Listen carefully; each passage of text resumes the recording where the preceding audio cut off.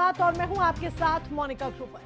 बांग्लादेश में एक हिंदू युवक की बर्बर तरीके से हत्या कर दी जाती है, जिसके बाद बांग्लादेश उच्च आयोग के बाहर विरोध प्रदर्शन का धमाका होता है।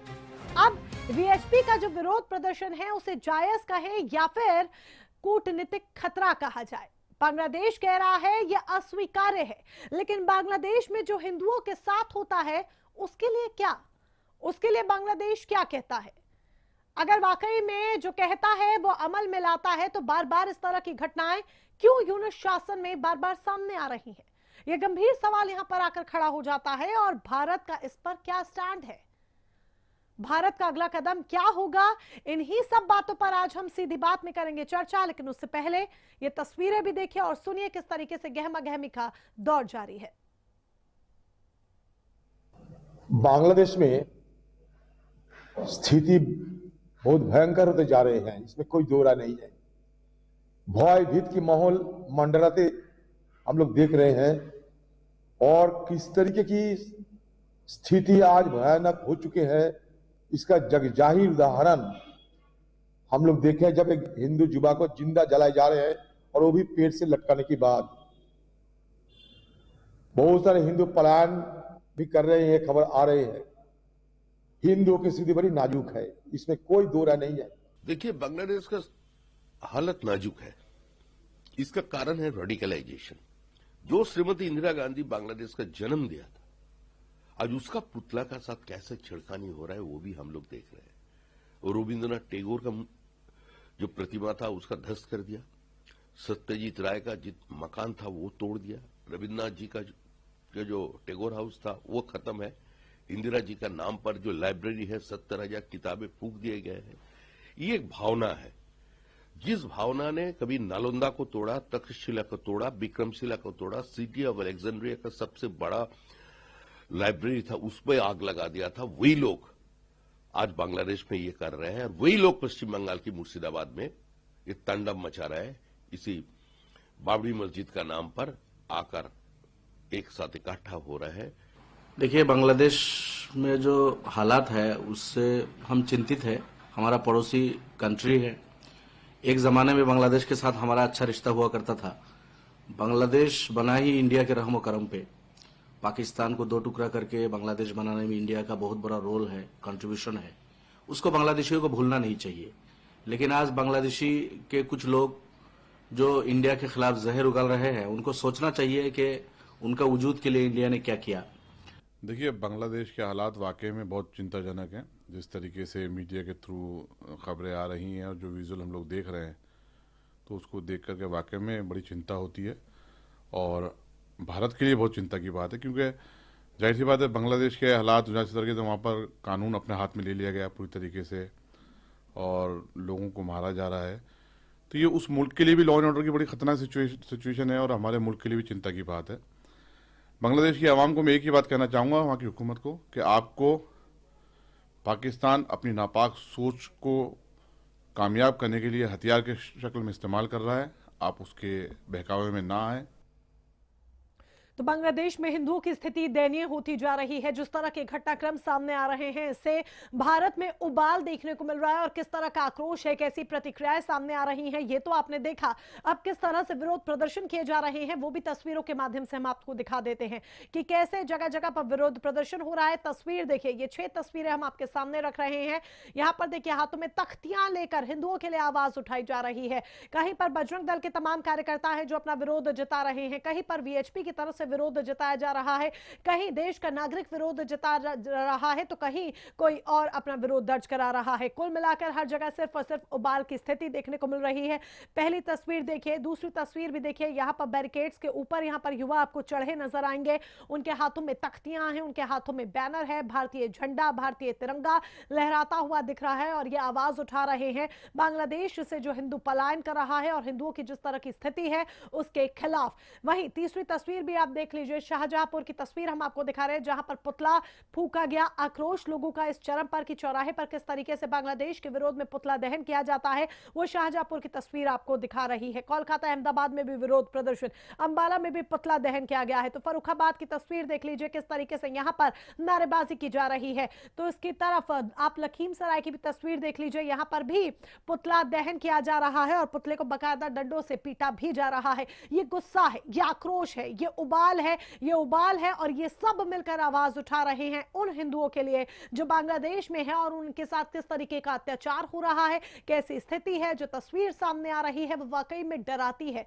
उस तस्वीर को देखकर डर लगता है, उस तस्वीर को देखकर मन में दहशत आ जाती है। खासतौर पर एक तस्वीर बहुत तेजी के साथ वायरल हो रही है जिसमें दीपू दास किस तरीके से मदद की गुहार लगा रहा है। वो हाथ जोड़कर बार बार कह रहा है कि मुझे छोड़ दो, मैंने कुछ भी नहीं किया, लेकिन बावजूद इसके किस तरीके से उसे घसीटा जाता है वो तस्वीर मन में दहशत पैदा करती है। ऐसे में कई सुलगते सवाल है जो आज सीधी बात में हम करेंगे। एक एक कर वो सुलगते सवाल भी आपके सामने हम रखने जा रहे हैं और ये सुलगते सवाल इस वक्त आपके सामने आपकी टीवी स्क्रीन पर। क्या दीपू की हत्या सिर्फ अपराध या बांग्लादेश में हिंदुओं की सुरक्षा पर एक बड़ा सवाल, ये पहला सवाल यहां पर आकर खड़ा हो जाता है। दूसरा सवाल भी आपको बता दें, दिल्ली में प्रदर्शन का अर्थ शांतिपूर्ण विरोध या फिर कूटनीतिक तनाव, ये दूसरा सुलगता सवाल जो आज सीधी बात में हम करेंगे। और तीसरा सवाल, क्या राजनीतिक पार्टियां इस घटना पर धर्म बनाम कूटनीति की राजनीति कर रही हैं? ये महत्वपूर्ण सवाल है जो यहां पर आकर खड़ा हो जाता है क्योंकि राजनीतिक पार्टियों की तरफ से भी बयानबाजी हो रही है। क्या ढाका सरकार अल्पसंख्यकों की सुरक्षा कर पाने में विफल साबित हो रही है? क्योंकि एक मामला नहीं है, कई मामले सामने आ रहे हैं। खादी के बाद दीपू का मामला, एक एक कर मामले सामने आ रहे हैं। भारत का अगला स्टेप क्या होगा, अगला कदम क्या होगा, इस पर सभी की निगाहें हैं कि क्या कदम लिया जाता है। बांग्लादेश तो तुरंत कहता है जब विरोध प्रदर्शन होता है कि ये अस्वीकार्य है, ये कूटनीति के लिहाज से एक बड़ा खतरा है, ये हमारी सुरक्षा के लिहाज से एक बड़ा खतरा है। लेकिन जब हिंदुओं के साथ इस तरीके से बांग्लादेश में होता है तब भारत का क्या स्टैंड है, ये जान लेना समझना भी बहुत ज्यादा जरूरी है। और इसी को लेकर आज सीधी बात में हम सवाल करेंगे। महेश वर्मा बीजेपी के प्रवक्ता हमारे साथ जुड़ चुके हैं, डॉक्टर राम पांडे जी हैं, कांग्रेस के प्रवक्ता हैं, कांग्रेस का पक्ष रखने के लिए अमरनाथ जी हैं, प्रांतीय सह संयोजक हैं बजरंग दल के, रोहित शर्मा जी फॉरेन एक्सपर्ट हमारे साथ जुड़ चुके हैं। आप सभी खास मेहमानों का बहुत बहुत स्वागत है। सबसे पहले महेश वर्मा जी, सवाल मेरा सीधे आपसे ही है। केंद्र सरकार की तरफ से अभी तक कोई औपचारिक स्टेप अगर हम बात करें, कोई औपचारिक कूटनीतिक कदम अगर हम बात करें तो क्या उठाया गया है? क्योंकि देश गुस्से में है, देश उबल रहा है लगातार, चाहे राजनीतिक बयानबाजियां हो या फिर सड़कों पर विरोध प्रदर्शन हो, हर तरह की तस्वीर सामने आ रही है।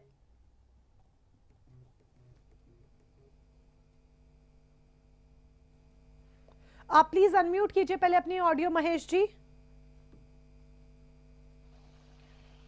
देखिए, सरकार जो है बहुत सख्त संदेश के साथ जो है इसका विरोध और इसका आलोचना और इसकी निंदा, और बांग्लादेश सरकार को, हमारे जो वहाँ राजदूत हैं उनको भी हमने कहीं संदेश भेजने की कोशिश करी। यहाँ जो बंगाल के हाई कमिश्नर है उनको हमने तलब भी किया और उनको पूरी तरह से जताया, बताया और समझाया कि अगर इस तरह की हिंसा होगी और ये टारगेट हिंदुओं को किया जाएगा तो ये अक्षम्य अपराध है, ये मानवता के खिलाफ है। ये मानवीय मूल्यों का जिस तरह का हरण और क्षरण है और जिस तरह की भयावह वो घटना है जो एकदम से रूह कंपा देती है, एक ऐसे निर्दोष आदमी को जिंदा जला देने का कारनामा जो है इस धर्म के नाम पर, एक इस्लाम के नाम पर, मुसलमान के नाम पर करना जो है, ऐसी चीजों के लिए मैं समझता हूं कि कहीं भी इस धरती पे कोई भी ऐसी घृणित काम के लिए कोई जगह नहीं है। और ऐसे काम करने वाले लोगों के लिए जो है, मतलब सरकार क्या, हम सभी लोग संवेदनशील हैं, हम हो सब लोग संवेदनशील है और सबकी चिंता यही होनी चाहिए जो आपके सवाल में कहीं निहित है। अब रही बात कि सरकार की जो एक अभी हमारी एक मर्यादा है, या कह लीजिए कि हम उतना ही हम कोशिश कर सकते हैं, हमारे हाथ में ऐसा नहीं है कि हम उसके ऊपर कोई कानूनी कार्रवाई कर सके। हम वो काम कर सकते हैं जो कि कहीं ना कहीं उनके जो प्रतिनिधि हैं, या कह लीजिए कि जो वहाँ जिस तरह का एक माहौल हिंदू के खिलाफ बना हुआ है, ये मंदिर तोड़े जा रहे हैं, पहले भी इस तरह की घटनाओं को इन लोगों ने अंजाम दिया और इसके वजह से जो है, और जो यहाँ पर पश्चिम बंगाल में भी कुछ उपद्रवी हैं जिनके कहीं मनोबल ऊंचा हो रहे हैं, उनके मनोबल भी ऐसे ही बन रहे हैं जैसे वहां बन रहे हैं, जहां माने बहुलता है उनकी संख्या, वहां भी वो लोग यही कुकृत्य करने पे अब उतारू हो गए हैं। तो ये तो हमें अपने लोगों को एक वातावरण तैयार किया जा रहा है। महेश जी, आप बांग्लादेश की तुलना पश्चिम बंगाल से कर रहे हैं। हर मुद्दे पर ऐसा आभास होता है कि राजनीतिक पार्टियां सिर्फ राजनीति करती हैं। आप बांग्लादेश की तुलना पश्चिम बंगाल से करते हैं। अभी हम अधीर रंजन चौधरी को सुन रहे थे, वो भी पश्चिम बंगाल से तुलना कर रहे हैं। यहाँ पर बांग्लादेश के हिंदुओं के लिए आवाज उठाना या औपचारिक कदम उठाना या कोई ऐसा बड़ा बयान सामने आना जिससे जो ये विरोध प्रदर्शन हो रहे हैं, लोगों का गुस्सा है, ये शांत हो, एक विश्वास जगे, वो सामने नहीं आ रहा है। लेकिन पश्चिम बंगाल चूंकि चुनाव है 2026 में, अब बस कुछ ही महीने रह गए हैं, तो पश्चिम बंगाल घूम फिर के हर मुद्दे पर जरूर आ जाता है। कम से कम जहां पर भावनाएं जुड़ी हो, यहाँ पर राजनीति नहीं होनी चाहिए। अगर इस तरह की हैवानियत की और इस तरह की हैवानियत भरे सोच की और ऐसी भावनाओं को भड़काने का जैसा एक वातावरण है, उस वातावरण का जो है कहीं ना कहीं उस तरह के वातावरण के खिलाफ अगर कोई काम करना है तो ये तो बोलना ही पड़ेगा। अब इसको राजनीतिक कारण आप समझ लीजिए, लेकिन ये तो सत्य है। इस सच से कौन मुंह फेर लेगा कि आज वहां जिस प्रकार की वातावरण तैयार किया जा रहा है वो कमोबेश यही है। आप लोग जो है मीडिया में है, आप लोगों को वहां कहीं जाके देखना चाहिए, रिपोर्टिंग करना चाहिए कि किस तरह के वातावरण। सर बिल्कुल देख रहे हैं, बिल्कुल कर रहे हैं। उसको लेकर हम अपनी आवाज भी उठाते हैं, उसको लेकर सवाल भी करते हैं, सब चीजें होती हैं। लेकिन मैं ये कह रही हूँ कि यहाँ पर जिस तरीके से पश्चिम बंगाल का लिंक हो रहा है, यहाँ पर पश्चिम बंगाल के मुद्दे पर आप गलत नहीं है, मैं उस पर आपको गलत नहीं ठहरा रही हूं। लेकिन मैं कह रही हूं कि बांग्लादेश के मुद्दे का जिस तरीके से तुरंत पश्चिम बंगाल से लिंक हो रहा है, ये सीधे तौर पर राजनीति दर्शाता है, एक चुनावी राजनीति, चुनावी हथकंडा। नहीं, देखिए मैं फिर आपको कह रहा हूं, हैवानियत और मानवता के खून करने के नाम पर जिस तरह की भी मतलब घटनाओं का अंजाम दिया जाता है, उसको लेकर किसी भी तरह की राजनीति, एक तो वो अपने आप में सबसे बड़ा अपराध है। राजनीति करने का ये विषय नहीं है, ये तो मानवता का विषय है। ये कहीं हिंदुओं के साथ जो है जाति का विषय है।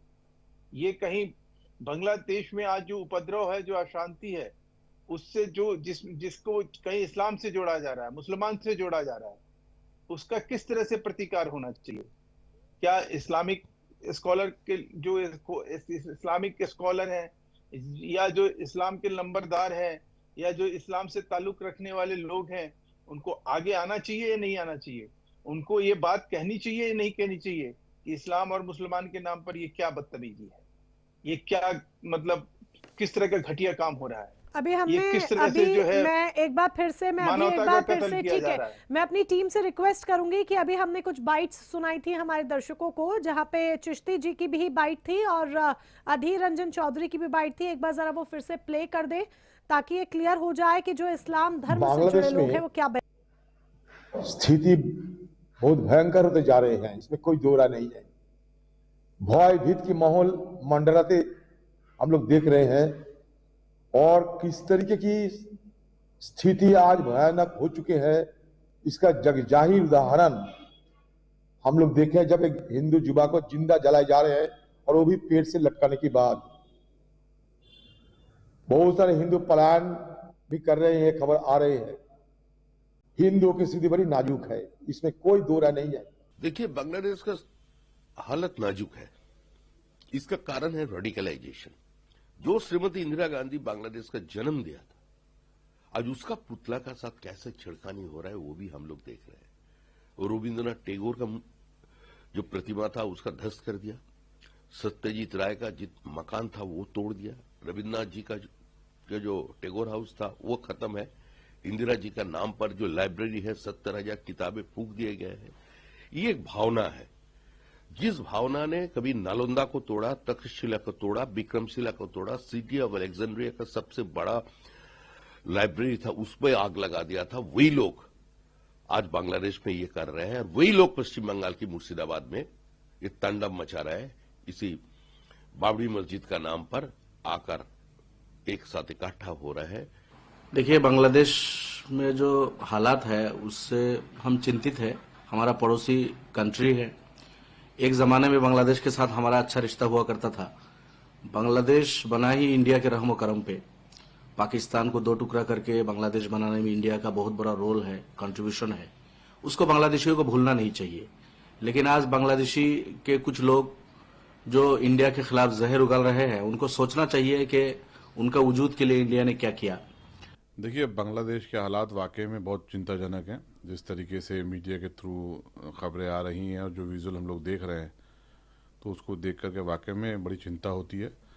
और भारत के लिए बहुत चिंता की बात है, क्योंकि जाहिर सी बात है, बांग्लादेश के हालात जिस तरीके से वहाँ पर कानून अपने हाथ में ले लिया गया पूरी तरीके से और लोगों को मारा जा रहा है, तो ये उस मुल्क के लिए भी लॉ एंड ऑर्डर की बड़ी खतरनाक सिचुएशन है और हमारे मुल्क के लिए भी चिंता की बात है।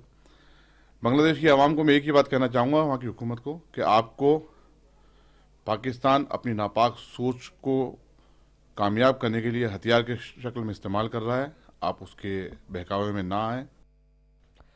तो यहाँ पर ये दोबारा से प्रतिक्रियाएं सुनाने का मकसद सिर्फ महेश वर्मा जी और सभी मेहमानों को भी, क्योंकि सभी ने ये सुनी, महेश वर्मा जी, सिर्फ यही था कि यहाँ पर अजमेर दरगाह से सैयद नसरुद्दीन चिश्ती थे, उन्होंने भी, और भी इस्लामिक नेता थे, उन्होंने भी, सबने बयान दिए। और जो राजनीतिक प्रतिक्रियाएं थी वो भी हमने सुनी कि कैसे इसे पश्चिम बंगाल से लिंक किया जा रहा है, और उन्होंने भी चिंता जाहिर की। यानी कि जो इस्लाम धर्म के लोग भारत में हैं वो भी चिंता जाहिर कर रहे हैं। इस तरह की प्रतिक्रियाएं सामने आ रही हैं।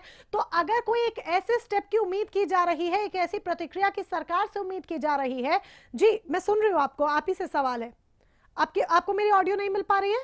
फिर कह रहा हूं कि आप वो दोनों व्यक्ति थे, उन्होंने कहीं भी दीप चंद्र का नाम नहीं लिया, दीपू चंद्र दास का नाम उन्होंने कहीं नहीं लिया। उन्होंने कहीं नहीं ये कहा कि हिंदू युवक की इस तरह की निर्मम हत्या की जो है, कहीं इस्लाम कठोर निंदा करता है, या मुसलमान के नाम पर इस तरह की हैवानियत दिखाना, ये बिल्कुल इस्लामिक जो शरीयत है उसके खिलाफ है। इन्होंने कुछ नहीं कहा।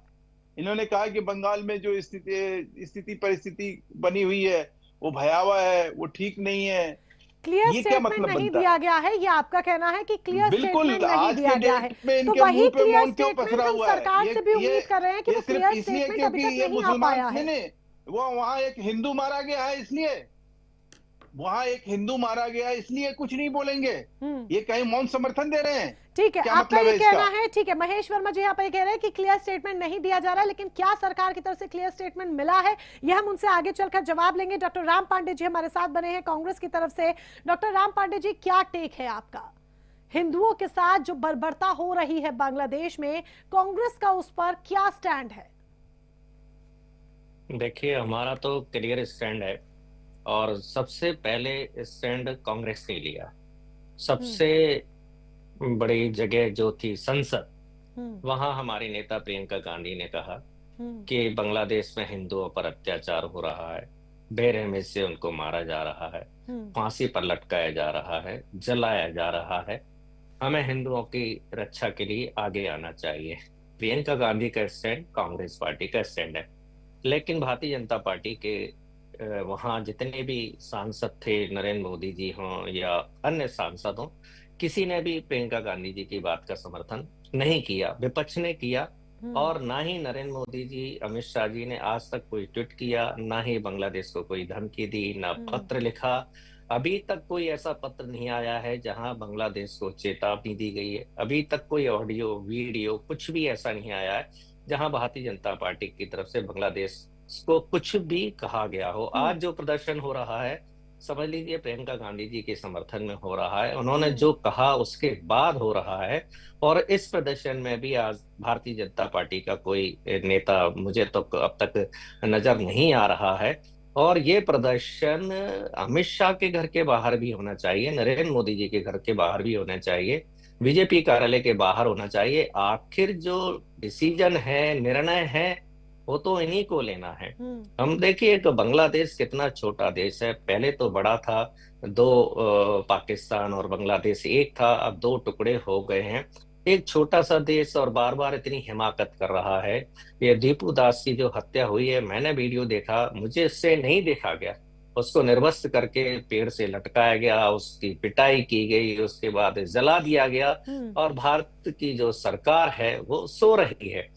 देखिए जितने भी लोग हैं सब बांग्लादेश को क्रिटिसाइज कर रहे हैं, लेकिन जो भारतीय जनता पार्टी समर्थक हैं, प्रवक्ता हैं, नेता हैं, वो हिंदुस्तानियों को दोष दे रहे हैं। आपने 4 स्कॉलर बुलाए। अधीर रंजन चौधरी जी ने पश्चिम बंगाल का कोई नाम नहीं लिया। मैंने आपके स्क्रीन पर ही 2 बार इनका वीडियो सुना। आपने अधीर रंजन चौधरी का नाम गलत ले दिया था कि वो पश्चिम बंगाल के लोगों का नाम ले रहे हैं। मतलब हर वक्ता प्रवक्ता भारतीय सब बांग्लादेश के विरोध में खड़ा हुआ है, लेकिन भारतीय जनता पार्टी वो है आज भी हिंदुस्तानियों के विरोध में खड़ी हुई है, हिंदुस्तानियों को गालियां दे रही है। और मैं तो ये कहता हूं कि हम चर्चा कर रहे हैं, घेरा हो रहा है, सब कुछ हो रहा है, लेकिन परिणाम तो आने चाहिए ना।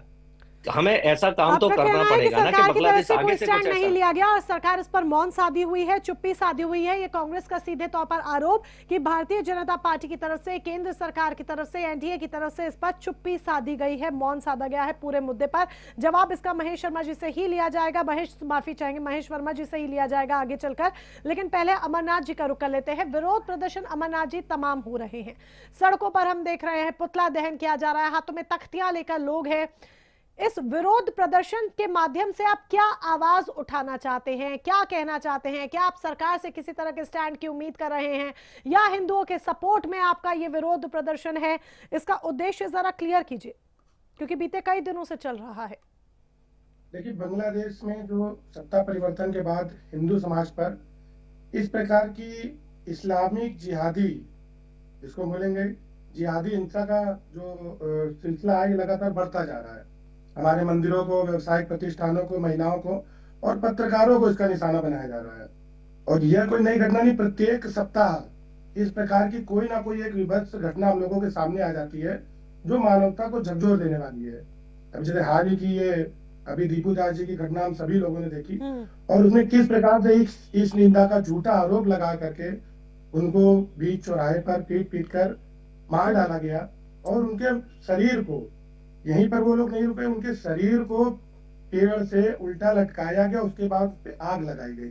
और ये सारा का सारा घटनाक्रम वहां की पुलिस के सामने हो रहा था। और इसके बाद भी उन लोगों का आप मानसिकता समझिए कि उन्होंने इनकी एक वीडियो बनाई और वीडियो को सोशल मीडिया में वायरल किया। आखिर वो क्या संदेश देना चाहते हैं इस वीडियो को वायरल करने का?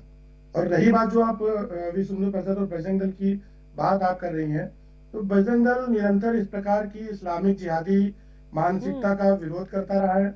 और अपने स्तर पर जिस प्रकार से हम शांतिपूर्वक धरना प्रदर्शन या राष्ट्रपति जी को, क्या सरकार से भी किसी तरह की मांग आपकी है? जी बिल्कुल है। बांग्लादेश में इस प्रकार की जो भी घटनाएं हो रही हैं, उनको एक तो तत्काल प्रभाव से रोक लगानी जानी चाहिए। दूसरा, जो भी इस आरोप के पीछे है, इस घटनाक्रम के पीछे जो भी लोग हैं, उन दोषियों की पहचान करके उनके ऊपर तुरंत कार्रवाई करनी चाहिए।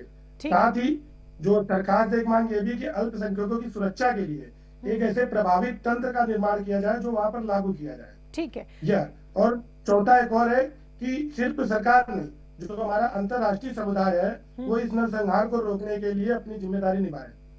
सभी को अपनी जिम्मेदारी निभानी होगी, अपना अपना कर्तव्य का पालन करना होगा, ताकि जिस तरीके की तस्वीरें बांग्लादेश से सामने आ रही हैं वो सामने ना आए। ये कुल मिलाकर आपकी मांग। रोहित शर्मा जी, फॉरेन एक्सपर्ट, भी हमारे साथ बने हुए हैं। रोहित शर्मा जी, देश उम्मीद कर रहा है कि कोई जवाब आए सरकार की तरफ से या कोई कदम ऐसा उठाया जाए, तभी यही वजह है कि जगह जगह हम देख रहे हैं कि विरोध प्रदर्शन हो रहा है। क्या ये कूटनीतिक खतरा इसे कहें या फिर क्या कहें कि अभी तक कोई ऐसा जवाब या कोई ऐसा कदम कि देश की जनता निश्चिंत हो सके, वो सामने नहीं आया है? देखिए, देश की जनता निश्चिंत तो कभी नहीं हो पाएगी बांग्लादेश के केस में। हम लोगों ने ये देखा है कि ये आज नहीं हुआ, पहली बार नहीं हुआ। हाँ। हम तो पिछले 5 साल से 10 साल से यही देख रहे हैं वहां पे। और पिछले 5-10 साल से हमने जो देखा, तब तो शेख हसीना गवर्नमेंट थी, उस समय भी तो हो रहा था। उस समय हमने क्या एक्शन ले लिया था? या बोले तो कांग्रेस के जमाने में भी हो रहा था, तो कांग्रेस ने क्या एक्शन ले लिया था। लेकिन आज बीजेपी गवर्नमेंट, या मैं बोलूं तो सेंटर में बैठी हुई गवर्नमेंट, अपना पल्ला नहीं झाड़ सकती इससे। वो उसको ये जवाब देना पड़ेगा कि इन्होंने किया क्या, प्रॉब्लम कहां है। प्रॉब्लम यहाँ है कि जब भी आप बांग्लादेश को कुछ बोलते हैं कि यहाँ पर अत्याचार हो रहा है, आप इसे रोकिए, वो सबसे पहले बोलते हैं शेख हसीना दो। शेख हसीना हम दे नहीं सकते। अगर हमने शेख हसीना दे दी उनको या कहीं और ट्रांसफर कर दी, तो कोई और हेड ऑफ द गवर्नमेंट, कोई और कंट्री का प्रेसिडेंट, प्राइम मिनिस्टर इंडिया से दोस्ती करने से पहले 5 बार सोचेगा कि मैं इंडिया से अच्छी दोस्ती रखूं, यहां पर इंडिया के साथ को कोऑर्डिनेट करके काम करूं। कल अमेरिका, CIA, चाइना, पाकिस्तान, इनकी एजेंसीज ने मेरी सत्ता उखाड़ दी तो मैं कहां जाऊंगा? और मैं गया तो मुझे वापस रिपेट्रिएट तो नहीं किया जाएगा। ये इन प्रॉब्लम्स में हम फंसे हैं। और सबसे बड़ी चीज कि सिर्फ एक हाई कमिश्नर को तलब करने से कुछ नहीं, आप नहीं कर सकते। हाई कमिश्नर को तलब कर लिया, हाई कमिश्नर तो आप छोटी बहुत गाली गलौज पे भी तलब कर लेते हैं, लेकिन ये एक सीरियस इशू है। यहां पर गवर्नमेंट को कुछ बड़ा एक्शन लेना पड़ेगा। प्रॉब्लम दूसरी कहां आती है? दूसरी प्रॉब्लम ये आती है कि बांग्लादेश से हमें रिलेशंस बेटर करने हैं। बांग्लादेश बिल्कुल हाथ से बाहर निकल चुका है, बिल्कुल बाहर निकल चुका है। एक जमाने में जिस शेख हसीना के टाइम पे जितना इंडिया के फेवर में था, आज उतना ही इंडिया के खिलाफ जा चुका है। हालांकि मैं अब नेशनल लेवल पे मीडिया पे बोल रहा हूं तो मैं एक थोड़ा सा हिंट दूंगा कि टॉक्स चल रही हैं। और टॉक्स कहां चल रही हैं? एक जिसे बोलते हैं हाई, बोलो तो उनके आर्मी चीफ हमारे साथ टच में है, ठीक है, इससे ज्यादा मैं नहीं बता पाऊंगा। लेकिन हम क्या कर रहे हैं और हमें वहां से क्या चाहिए, वहां हम उनके आर्मी चीफ पे टच में मान लिया, लेकिन पाकिस्तान की आर्मी चीफ वहां बैठे थे, पाकिस्तान का CIA के लोग वहां बैठे हैं कॉक्स बाजार में। वो लोग क्या गेम खेल रहे हैं? पाकिस्तान की आर्मी के ऑफिसर्स को ट्रेनिंग दे रहे हैं इस समय। टर्की से, चाइना से सामान खरीदा जा रहा है। तो there is something really serious going on. और ऐसे में 3 हत्याएं, 4 हत्याओं को लेकर के गवर्नमेंट ऑफ इंडिया अपने रिलेशंस बिगाड़ना चाहेगी बांग्लादेश से। हम सब कुछ कर चुके हैं, लगभग मतलब पूरा तो नहीं किया, अभी तो हम बहुत कुछ और डैमेज कर सकते हैं बांग्लादेश का, लेकिन कुछ हद तक हमने उनको रोका भी है। बिजली सप्लाई कट, उनसे उनके टेक्सटाइल्स में को हमने रोका, बहुत सारी चीजों को रोका। लेकिन इन द एंड क्या? इन द एंड ये कि गवर्नमेंट उस तरीके से रिएक्ट न करना चाहती है, न कर पा रही है, क्योंकि कहीं एक नस दबी हुई है। हम लोगों ने म्यांमार के पड़ोस में कोको आइलैंड्स थे, जहां से चाइना हमारी सारी एक्टिविटीज पे नजर रखता था, अरसे से उनके पास था। लोग बोलते हैं कि नेहरू जी ने दिया था कोको आइलैंड्स म्यांमार को, वो नेहरू जी ने नहीं दिया था। सच बात यह है, वो म्यांमार के पास पहले से था और उस पर चाइना बैठा था। वो अब मोर रिसेंटली खाली हुआ है। तो अब बांग्लादेश में बैठ करके आप कुछ करेंगे कि बांग्लादेश में बैठ करके अगर चाइना कुछ करेगा तो क्या करेंगे हम? ये भी कि वहां किसी का बेस ना बन पाए, वहां चाइना का बेस ना बन पाए, बहुत सारी चीजें हैं जो देखनी पड़ती हैं गवर्नमेंट को। 1971 की बात करें तो ये एक नई जानकारी है, वो मतलब अखबारों में छपी हुई है, मैं कोई नई चीज नहीं बता रहा हूं। एक्सटर्नल अफेयर्स मिनिस्ट्री ने यही बात इंदिरा जी को बोली थी कि पाकिस्तान का जो ईस्ट पाकिस्तान, वेस्ट पाकिस्तान है, इसे तोड़ना मत, ये हमारे फेवर में नहीं जाएगा, हम 2 दुश्मनों से डील करेंगे। लेकिन इंदिरा जी ने बोला था कि नहीं, मैं इस दुश्मन को तोड़ के छोड़ूंगी। डिसीजन बहुत अच्छा था, मैं उस डिसीजन के साथ था, भले एक्सटर्नल अफेयर्स मिनिस्ट्री ने बोला, मैं उस डिसीजन के साथ था। तोड़ने के बाद बहुत साल तक बांग्लादेश ऑन एंड ऑफ हमारे साथ रहा, कभी बाहर चला गया, कभी हमारे साथ रहा। लेकिन बांग्लादेश को भी यह बात पता है कि 3 तरफ से इंडिया से घिरा है। अभी सोशल मीडिया पे एक चीज चल रही है, जो बोला जा रहा था कि हम लैंड ऑफ 7 सिस्टर्स को तोड़ देंगे, तो ये बहुत साल से कोशिश चल रही है। लेकिन उन्हें ये नहीं पता उन 7 सिस्टर्स के 23 ब्रदर्स यहां बैठे हैं, वो भी देखेंगे इसको और देख रहे हैं। कोई बहुत बड़ी चीज नहीं है, हम बांग्लादेश को टाइट कर सकते हैं। हाँ। इंदिरा जी ने किया ही था ना, आज नहीं पहले भी। एंड मैं बीजेपी को भी क्रेडिट दूंगा, उन्होंने भी अच्छा संभाला है। लेकिन इस समय कुछ ज्यादा किया जाना चाहिए था। सिर्फ तलब करने की जगह 2-3 स्टेटमेंट्स एक्सटर्नल अफेयर्स मिनिस्ट्री की तरफ से आने चाहिए थे। हमें कहीं इंटरनेशनल फोरम पे बोलना चाहिए था, जो शायद हम नहीं बोल पाए। आज ही नहीं, पिछले 10 साल में नहीं बोल। बिल्कुल हम नहीं बोल पा रहे हैं, और क्यों नहीं बोल पा रहे हैं इसके रीजंस भी आपने यहाँ पर बताए। कहीं ना कहीं कुल मिलाकर जिस तरह से मैंने आपको कहा था कि क्या ये एक तरह का कूटनीतिक खतरा है, वाकई में खतरा है और हम क्लियरली उस पर नहीं बोल पा रहे। लेकिन सरकार अब आगे क्या करेगी ये भी हम जानने समझने की कोशिश करेंगे, और आगे किस तरीके से इस पूरी स्थिति को भी क्या नियंत्रण में किया जा सकता है ये भी समझने की कोशिश करेंगे। लेकिन उससे पहले वक्त यहाँ पर एक छोटे से ब्रेक का हो चला है, ब्रेक के उस पार भी चर्चा जारी रहेगी। तो सीधी बात में आज हम बात कर रहे हैं बांग्लादेश में जिस तरीके से हिंदुओं के साथ अत्याचार हो रहा है, बर्बरता हो रही है, उसके खिलाफ भारत में विरोध प्रदर्शन हो रहे हैं। बांग्लादेश उच्चायोग के बाहर भी विरोध प्रदर्शन हुआ, जिसे यह कहा गया कि शांतिपूर्ण प्रदर्शन है, लेकिन बांग्लादेश की तरफ से बात आती है कि सुरक्षा का उल्लंघन है और ये अस्वीकार्य है। अब उम्मीद भारत से है कि क्या स्टेप भारत लेता है, और इसी की तरफ पूरा देश निगाहें बिछाकर देख रहा है कि भारत की तरफ से क्या कदम उठाए जाएंगे। तो इसी पर आज हम चर्चा कर रहे हैं। महेश वर्मा जी बीजेपी की तरफ से हमारे साथ हैं, डॉक्टर राम पांडे जी कांग्रेस का पक्ष रखने के लिए हैं, बजरंग दल की तरफ से अमरनाथ जी हमारे साथ हैं, रोहित शर्मा फॉरेन एक्सपर्ट भी हमारे साथ बने हुए हैं। महेश वर्मा जी, रोहित शर्मा जी की बात आपने बहुत अच्छी तरीके से सुनी होगी, समझी होगी कि वो क्या कहना चाह रहे हैं, क्या उन्होंने कहा। अब सीधा सवाल, क्या इसे किसी तरह के हम दबाव की राजनीति कहें? क्योंकि बांग्लादेश की तरफ से विरोध प्रदर्शन पे जब यह कहा जाता है कि यह अस्वीकार्य है, सुरक्षा का उल्लंघन है, तो भारत की तरफ से कोई बड़ा स्टेप ना होना या बड़ी स्टेटमेंट ना होना, क्या इसे दबाव की राजनीति कहें या फिर एक ऐसी कूटनीति जो कि अल्पसंख्यकों की सुरक्षा से भी बड़ी है? तो उनके रोहित शर्मा जी के नजर में क्या है, मतलब क्या समाधान हो सकता है? युद्ध करें, क्या करें? मतलब जो सरकार को करनी चाहिए पहल, अगर कोई एक सार्वभौमिक या सॉवरेन कंट्रीज है उसके खिलाफ आप क्या करिएगा? वहां आप अपना कानून ले जाके वहां सजा दिलाने के काम करिएगा क्या? अगर कांग्रेस पावर में होती तो आप यही बात बोलते क्या? नहीं, कांग्रेस पावर में होती तो क्या मतलब होता है इसका? कांग्रेस के टाइम में नहीं हुआ क्या वहां पे? 2000 लेकिन उस समय आपका रिएक्शन क्या था? 2009 तक वहां कितना, वहां ऐसा नहीं हुआ कि घटना कोई पहली बार हो रही है, पहले भी हुई।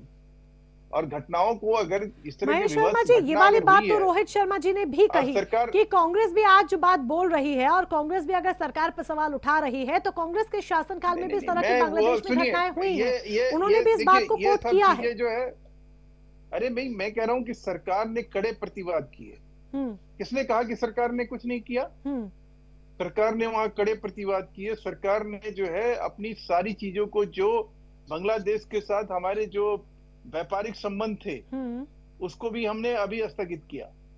हमने 31 दिसंबर 2024 से जितने उत्पीड़ित वहां के हिंदू हैं उनके लिए हमने जो एक वैध वीजा का जो हमारा एक सिलसिला होता है कि हम बिना वैध वीजा के हम एंट्री नहीं देंगे, ऐसे हिंदुओं को हमने अपना देने के लिए उनके लिए एक ऑर्डर अलग से हमने निकाले, ताकि वो उत्पीड़ित लोग जो है अगर किसी तरह से आते हैं तो उनका किसी तरह से उनको कोई दिक्कत और परेशानी ना हो। अब तीसरा जो सबसे इम्पोर्टेंट बात है कि हमने वहां की जो मोहम्मद यूनुस सरकार है वहां की, उसको हमने कम से कम 10 बार वार्निंग हमने दे दिया, और हमने कहा कि भैया अगर ये कर रहे हो तो अब इसका जो है परिणाम तुम भुगतने के लिए तैयार रहो। अब परिणाम भुगतने के तो पहले तो हम आर्थिक मोर्चाबंदी करेंगे, अगर उससे भी समस्या नहीं सुधरा तो फिर सोचेंगे कि भाई अंतर्राष्ट्रीय मंच पर इसको ले जाए, किस तरह से ले जाए, क्या करें। ये ऐसा तो है नहीं कि कोई हमारे और आपके टीवी चैनल पे तय होना है।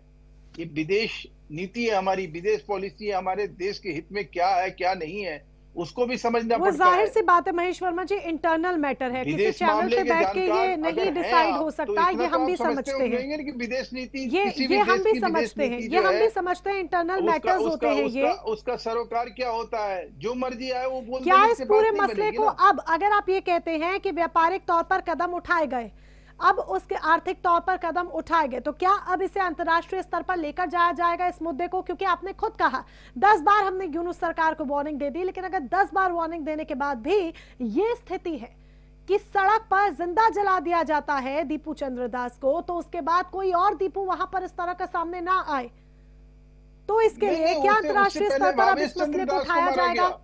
उससे पहले एक भावेश चंद्र दास थे, उनको भी इसी तरह से मारा गया जी। एक और पुजारी था, उसको मारा गया, एक हिंदुओं के मंदिर तोड़ दिए की भी हत्या होती है। पाकिस्तान में यही है, पाकिस्तान के इशारे पे जो ये कट्टरपंथी ऑर्गेनाइजेशन है वो ये हो रहे हैं। वहां मोहम्मद यूनुस जो है वो जो है उसके वो हादी के तो जनाजे में जा रहे हैं, लेकिन कोई आदमी अफसोस क्यों नहीं ये कर रहा है? क्योंकि भावना तो ये है कि इस्लाम जो है, मुसलमान जो है वो एक काफिर के मानने पे जश्न मनाता है। तो क्या ये धर्म बनाम कूटनीति की लड़ाई बनकर रह गई है? नहीं, मैं तो ये कह रहा हूं कि ये धर्म नहीं, ये तो हैवानियत, ये तो धर्म के नाम पर जो है ना, यहाँ पर जो जिस प्रकार से धर्म के नाम पे कुकर्म किया जा रहा है, धर्म के नाम पर जो कुकृत्य किया जा रहा है, उसकी जो है भर्त्सना जो है, अगर इस्लाम और मुसलमान के नाम पर अगर यही किया जाएगा तो फिर बचेगा क्या? इस तरह का माहौल बनाया जाएगा तो इस माहौल का कैसे? लेकिन महेश वर्मा जी, क्या अंतर्राष्ट्रीय स्तर पर, ठीक है, आप कह रहे हो कि हमने पुरजोर विरोध किया ही नहीं। बीजेपी प्रियंका गांधी से पहले जो है हमने जो उनका काउंसुलेट का ऑफिस है कोलकाता में, वहां भारी भरकम प्रदर्शन हुआ, शुभेंदु अधिकारी के नेतृत्व में हुआ। प्रदेश के सारे बीजेपी के लोग जो है, एमएलए, कार्यकर्ता, सब ने वहां जोरदार प्रदर्शन किया। अभी जो है हमने यहाँ उच्चायोग पे किया। बीएचपी और बजरंग दल के हमारे जो संगठन है, उन्होंने जोरदार प्रदर्शन कल किया और मांग उठाई कि भाई अगर इन लोगों ने वहां संदेश ये नहीं दिया तो ये सारी चीजें इसलिए किया जा रहा है। जो प्रदर्शन हुए वो प्रदर्शन हम भी तस्वीरें दिखा रहे हैं महेश वर्मा जी, हमारे गुस्सा और आक्रोश को वो भी समझने की कोशिश करें। क्या अब अंतर्राष्ट्रीय स्तर पर इस मुद्दे को उठाया जाएगा? क्या अंतर्राष्ट्रीय स्तर पर इस मसले को अब लेकर जाया जाएगा? क्या एक स्टेप और आगे बढ़ेगी केंद्र सरकार? बिल्कुल, मैं तो कह रहा हूं कि यह अंतर्राष्ट्रीय मुद्दा बन चुका है, ये कोई बनाने की बात नहीं है, अंतर्राष्ट्रीय मुद्दा बन चुका है। अंतर्राष्ट्रीय मानवाधिकार आयोग जो है उसने भी इस चीज का कहीं संज्ञान लिया है, उसने कहीं इस चीज के ऊपर बयान दिया है कि ये अगर सरकार रोकने में नाकाम हो रही है अल्पसंख्यकों को तो ये बड़ी चिंताजनक बात है। तो ये तो ऑलरेडी अंतर्राष्ट्रीय मुद्दा बन गया है। ये तो दुनिया के हर कोने से अभी आवाज उठ रही है कि बांग्लादेश में जो उत्पीड़न हो रहा है हिंदुओं का, ये बंद होना चाहिए। तो ऐसा तो नहीं है कि नहीं हुआ है, आवाजें उठ रही हैं महेश वर्मा जी, लेकिन सवाल इसीलिए आपकी तरफ से उठ रहे हैं क्योंकि जिम्मेदारी आपकी ही बनती है, केंद्र सरकार की ही सारी जिम्मेदारी है और देश केंद्र सरकार से ही सवाल करेगा। जब आप ही को बहुमत में वोट देकर बिठाया जाता है तो सवाल भी आप ही से बनेंगे। आप कह रहे हैं कि अचानक से युद्ध नहीं हो जाता, कोई जनता भी नहीं कह रही है कि आप युद्ध कीजिए, जनता भी नहीं कह रही है कि आप युद्ध कीजिए, लेकिन सवाल बनेंगे और एक सोल्यूशन की उम्मीद होगी। एक घटना आपको याद दिलाता हूँ, बीडीआर और बीएसएफ के, हमारे जो बीएसएफ के जवानों को इन लोगों ने 2001 की घटना है, तब अटल जी की ही सरकार थी और इन लोगों ने 10-11 हमारे जो बीएसएफ के जवानों को बीडीआर वालों ने उठा के ले गए, उनकी निर्मम हत्या कर दी। और उस हत्या के बाद जो है हमने जो है उस समय पूरा तनातनी हुई, पूरा उसी तरह से हमने रिएक्ट भी किया। आप सारी बातें बोल रहे हैं, अगर ये कांग्रेस का शासनकाल होता तो क्या इसी संयम के साथ सारी बातें बोली जाती और क्या इन बातों पे संतुष्टि आप लोग रखते? जाहिर सी बात है नहीं रखते। डॉक्टर राम पांडे जी, आप लोग भी सवाल उठा रहे हैं। ऐसा नहीं है, ऐसा नहीं है मैडम, जो आप कह रहे हो ये विदेश, एक हमारी विदेश नीति है, विदेश का एक ये विषय है, एक्सेप्ट करते हैं हम भी, और उसमें हम और आप, है, विदेश नीति है, ये चैनल पे बैठ के नहीं यहाँ पर हमारे फोर्स करने पर आप डिस्कशन करके कोई स्टेप ले सकते हैं, ये हम भी समझते हैं। एग्जैक्टली, ये हम भी समझते हैं, लेकिन हम उस बयान की भी उम्मीद रखते हैं, हम उस कड़ी आलोचना की भी उम्मीद रखते हैं जिससे देश की जनता ये कहे कि हाँ केंद्र सरकार ने कदम उठाया है। पार्टी कर रही है ना विश्व हिंदू परिषद कर रही है, ना कांग्रेस कर रही है, ना विश्व हिंदू परिषद कर रही है, ना भारतीय जनता पार्टी कर रही है। स्पष्ट है कि बांग्लादेश को हम स्पष्ट एक संदेश देना चाहते हैं, वो संदेश कि अगर भैया तुमने अगर इस तरह का हिंदुओं के साथ भेदभाव किया। डॉक्टर राम पांडे जी, क्या जो स्टेप्स लिए जा रहे हैं और जो स्टेप्स डॉक्टर महेश वर्मा जी ने बताए, क्या विपक्ष उससे संतुष्ट है? और विपक्ष जिस तरीके से आप लोग सवाल उठा रहे हैं, केंद्र सरकार पर भी आप लोगों के सवाल हैं और रोहित शर्मा जी ने बोला भी कि आपके शासनकाल के दौरान भी बांग्लादेश में ऐसी घटनाएं हुई हैं, तब आप लोगों ने क्या किया? कोई एक उदाहरण ऐसा मजबूत दे दीजिए कि तब आप लोगों ने क्या किया जो आज आप विपक्ष में बैठकर सवाल उठा रहे हैं या फिर सिर्फ विपक्षीय राजनीति कर रहे हैं इस समय। जी, पाकिस्तान के 2 टुकड़े कर दिए, ये बांग्लादेश के 4 कर दें, तब तो पाकिस्तान बड़ा देश था। आज तो बांग्लादेश इतना छोटा है कि उससे ज्यादा जो संख्या है भारतीय जनता पार्टी के कार्यकर्ताओं की है। और जनता को दिखना तो चाहिए। ये बोल रहे हैं कि हमने मामला यूएन में पहुंचा दिया, कोई एक लेटर पत्र कुछ तो दिखाई दे। जब संसद में प्रियंका गांधी जी ने बोला है तब ये अंतर्राष्ट्रीय मुद्दा बना है, तब लोग सड़कों पर निकल कर आए हैं। आज नरेंद्र मोदी जी ने अभी तक एक ट्वीट तक नहीं किया है कि वहां हिंदू दीपदास की हत्या हो गई है, हम बांग्लादेश को सबक सिखाएंगे, चेतावनी देंगे। चलिए, नरेंद्र मोदी जी ने नहीं कहा, अमित शाह जी कर सकते थे, नड्डा जी कर सकते थे। भारतीय जनता पार्टी के जितने भी बड़े नेता हैं उन्होंने एक ट्वीट तक तो किया नहीं है। अब यदि वहां हिंदुओं पर अत्याचार हुआ भी है, हमारे समय आए हैं, भारत में रह रहे हैं, तो भारतीय जनता पार्टी आज उन हिंदुओं को घुसपैठिए कहती है, उनके बारे में रोज हेट स्पीच करती है, उन हिंदुओं को निकालने की बात करती है कि एसआईआर करेंगे और उन हिंदुओं पर हम कार्रवाई करेंगे। हमारे जमाने में ये नहीं होता था कि हम हेट स्पीच दें या दिलवाएं। अब अभी फॉरेन एक्सपर्ट ने भी कहा था कि जो शेख हसीना है उनके समय भी वहां हिंदुओं पर अत्याचार हुए। जब शेख हसीना ने हिंदुओं पर अत्याचार किए तो फिर तो हमें 1 साल से शेख हसीना को भारत में नहीं रखना चाहिए, उनको बिरयानी नहीं खिलाना चाहिए। जब शेख हसीना भी हिंदुओं पर अत्याचार कर रही थी तो आज हम शेख हसीना के साथ क्यों खड़े हुए? और जब नरेंद्र मोदी जी प्रधानमंत्री बने 2014 में, तो सबसे पहले नरेंद्र मोदी जी ने हजारों एकड़ जमीन बांग्लादेश को दान दे दी। आप देखिए, मतलब जो हमारे भारत की जो जमीन थी वह तक दान दे दी। अब हमारे देश के कुछ उद्योगपति हैं जो भारतीय जनता पार्टी नरेंद्र मोदी जी के जो दोस्त हैं, उनका बांग्लादेश में बिजनेस है, तो उनका बिजनेस कहीं डिस्टर्ब ना हो जाए उस कीमत पर वहां हिंदुओं की हत्या पर भारतीय जनता पार्टी चुप है। हम कार्रवाई चाहते हैं, हम देखना चाहते हैं कि बांग्लादेश में हिंदुओं पर हत्या हो रही है तो हमारी सरकार क्या कर रही है। महेश वर्मा हमारी जी, सरकार आरोप क्यों आप ही पर कमजोर लग बनी रहे हुई हैं, है? इसकी जवाबदेही आपकी। चलिए, महेश वर्मा जी तक हमारी आवाज अभी ठीक तरीके से नहीं पहुंच पा रही है, उनसे कनेक्शन एरर आ रहा है। रामपाल जी अपनी बात पूरी कीजिए, फिर हम महेश वर्मा जी से इसका रिएक्शन भी लेंगे। हाँ, ये बातें तब होती हैं जब अंतरराष्ट्रीय देश भारत को एक कमजोर देश मानने लगे। और ये भारत को कमजोर देश तब से ज्यादा मानने लगे हैं जब ट्रंप ने हिंदुओं को, भारतीयों को वहां से हथकड़ियां पहनाकर यहाँ भेजा। जब ट्रंप ने कहा कि भारत पाकिस्तान का युद्ध मैंने बंद करा दिया, और नरेंद्र मोदी जी और भारतीय जनता पार्टी ने ट्रंप को कोई जवाब नहीं दिया, तो दुनिया ने देखा कि जो पार्टी हिंदुओं की बात करती है आज वो हिंदुओं के साथ नहीं खड़ी हुई है, ट्रंप से सवाल तक नहीं कर पा रही है। तो ये दुनिया में एक मैसेज चला गया कि ये सरकार बहुत कमजोर है, ना तो भारत के अंदर होने वाले इस तरह के अपराधों को रोक पाती है। जैसे मणिपुर में देख रहे हैं हम, हिंदुओं को वहां निर्वस्त्र घुमाया जा रहा है, हिंदू स्त्रियों को लाखों हिंदू काट दिए गए, मार दिए गए, 60,000 हिंदू पश्चिम मणिपुर की आप बात करें, पश्चिम बंगाल की भी बात करेंगे? जी, पश्चिम बंगाल में भी हिंदुओं पर, मुसलमानों पर, अपराधों पर, मध्य प्रदेश में, दिल्ली में कितना प्रदूषण है, लाखों के जो हिंदू मर अंतर और रहे हैं, तुरंत जो उत्तर प्रदेश बदलाव में आ गरीबी जाता से है मर टोन रहे में, हैं। वो खुद ब खुद बता देता है। जब जिस आक्रोश के साथ और जिस वाणी के साथ अगर आप मणिपुर की बात कर रहे हैं, अगर उस पश्चिम बंगाल की भी आप उसी वाणी के साथ बात करते तो वो फिर करेक्शन में आती बात। मणिपुर में बीजेपी की सरकार है, वहां हिंदू स्त्रियों को निर्वस्त्र आप ये मत देखिए किसकी कहां सरकार है, कहां पर हिंदुओं के साथ किस तरीके की घटनाएं हो रही हैं। अगर आप इस बात का जिक्र कर रहे हैं तो हर राज्य की उसी तरीके से जिक्र कीजिए।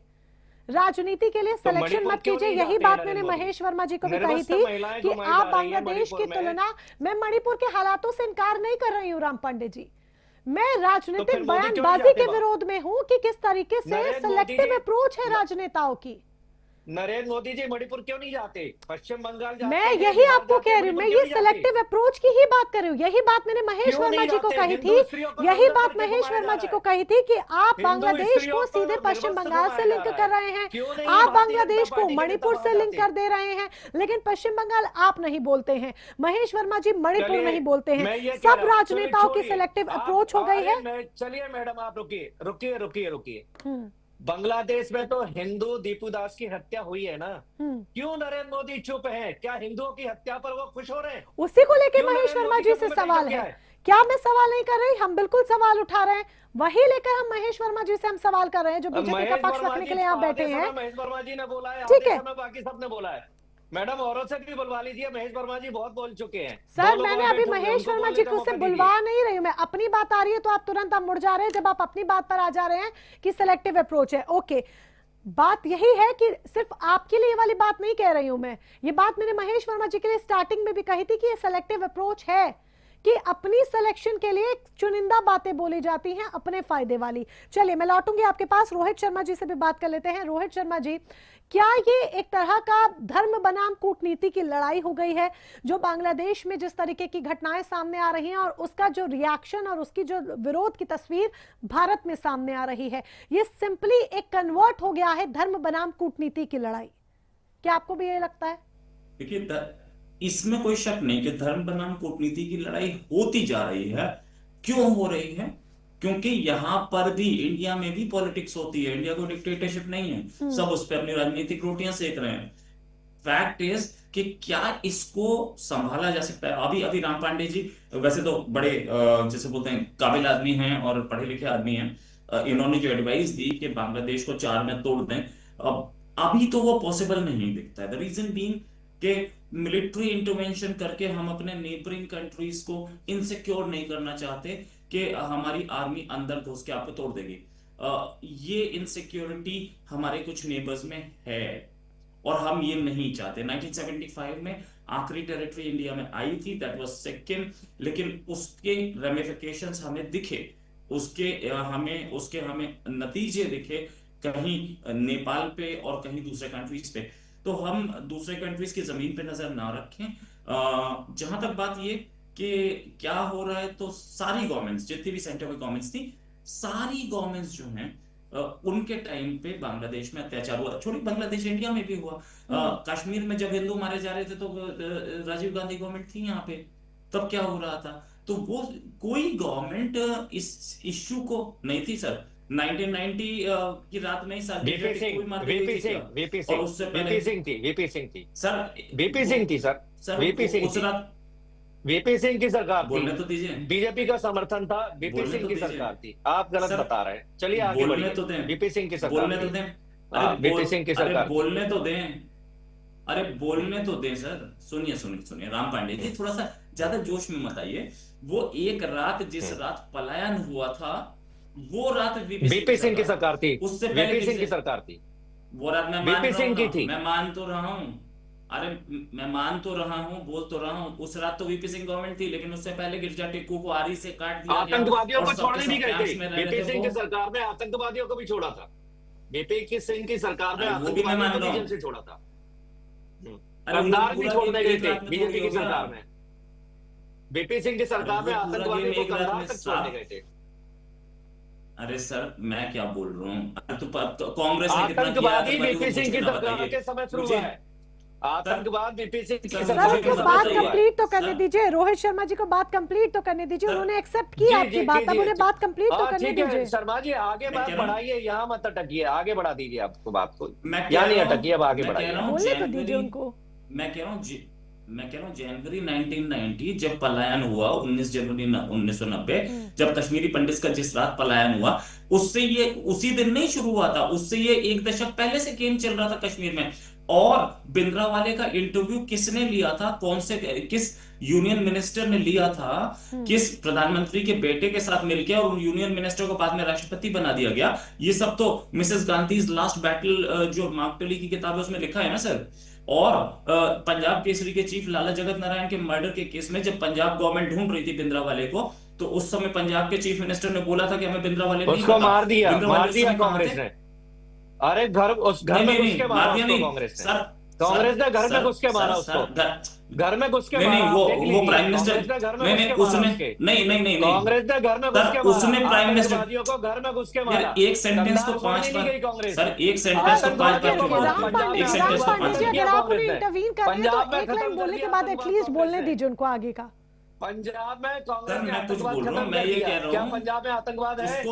पंजाब में क्या आतंकवाद है? कांग्रेस ने खत्म किया था पंजाब में आतंकवाद, लेकिन अब आगे बढ़िए।